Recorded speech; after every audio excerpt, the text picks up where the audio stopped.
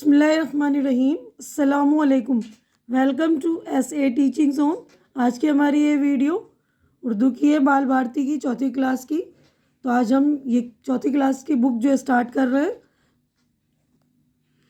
تو پہلا چیپٹر دیکھیے، زبانی پڑھنے کے لیے صرف برسات۔ تو یہ نظم ہے، تو اس کو میں پڑھوں گی، اس کے بعد آپ لوگ پڑھ کے دوہرا لیجیے گا۔ آ گئی ٹھنڈی ہوا برسات کی، چھا گئی کالی گھٹا برسات کی، دل کے دل بادل امڑ کر آئے اور سارے آسمان پر چھا گئے۔ اے لو وہ گرجے وہ آئیں بوندیاں، دید کے قابل ہے یہ سارا سما۔ لو وہ چھینٹے زور سے آنے لگے، پانی پر نالے بھی برسانے لگے۔ وہ گرج بادل کی وہ بارش کا زور، شہر کی گلیوں میں وہ بچوں کا شور۔ بے تحاشا دوڑتے پھرتے ہیں یہ، اٹھ کھڑے ہوتے ہیں جب گرتے ہیں یہ۔ ناؤ کاغذ کی بناتا ہے کوئی، گیت ساون کے سناتا ہے کوئی۔ تو یہ نظم آپ لوگ سن کر اچھی طرح سے پڑھ لیں گے، دہرا لیں گے، صرف پڑھنے کے لیے یہ نظم ہے۔ تو اس کے آگے ہم پڑھتے ہیں۔ تو دیکھیے، پڑھنے کا مواد تھا یہ بھی پڑھنے کے لیے یہ ایک کہانی ہے، تو اس کو پڑھ کے میں آپ کو بتا دے رہی ہوں۔ علم کا شوق، یہ بھی زبانی پڑھنے کے لیے صرف، تو اس میں کوئی کویشچن آنسر وغیرہ یا مشق ہم کریں گے نہیں۔ تو آج سے کوئی 2500 برس پہلے یونان میں ایک بہت بڑا عالم گزرا ہے، اس کا نام افلاطون تھا۔ اس کے سینکڑوں شاگرد تھے۔ ایک دن شہر کے سب سے بڑے رئیس نے افلاطون سے درخواست کی کہ وہ اس کے بیٹے کو پڑھا دیا کرے۔ افلاطون راضی ہو گیا۔ رئیس کی ہدایت کے مطابق پڑھائی کے دوران کمرہ بند رکھا جاتا تھا۔ اس وقت کسی کو بھی اندر جانے کی اجازت نہیں تھی۔ رئیس کے بیٹے کا ایک غلام تھا جو اسی کا ہم عمر تھا۔ اسے پڑھنے کا شوق تھا، مگر وہ پڑھ نہیں سکتا تھا کیونکہ اس زمانے میں غلاموں کو پڑھنے کی اجازت نہیں تھی۔ جب رئیس کا بیٹا کمرے کے اندر پڑھ رہا ہوتا تو غلام لڑکا باہر دروازے کے پاس بیٹھا رہتا۔ اسے افلاطون کی باتیں بڑی اچھی لگتی تھیں۔ وہ بند دروازے سے کان لگا کر افلاطون کی باتیں نہایت شوق اور لگن سے سنا کرتا تھا۔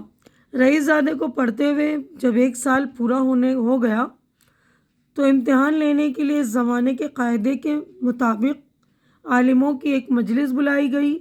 افلاطون کے کئی شاگرد بھی وہاں موجود تھے۔ رئیس زادے کو ایک اونچے منبر پر بٹھایا گیا، پھر اسے ایک عنوان پر تقریر کرنے کے لیے کہا گیا۔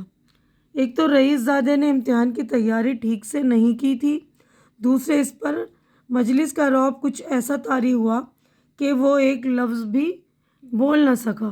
وہ طبیعت کی خرابی کا بہانہ کر کے منبر سے نیچے اتر آیا۔ افلاطون کو بڑی پشیمانی ہوئی۔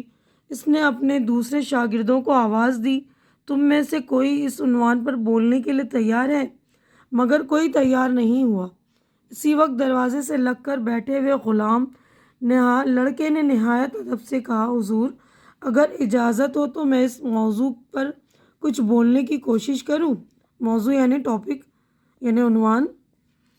تو ایک معمولی غلام کی یہ بات سن کر سب کو بڑی حیرت ہوئی۔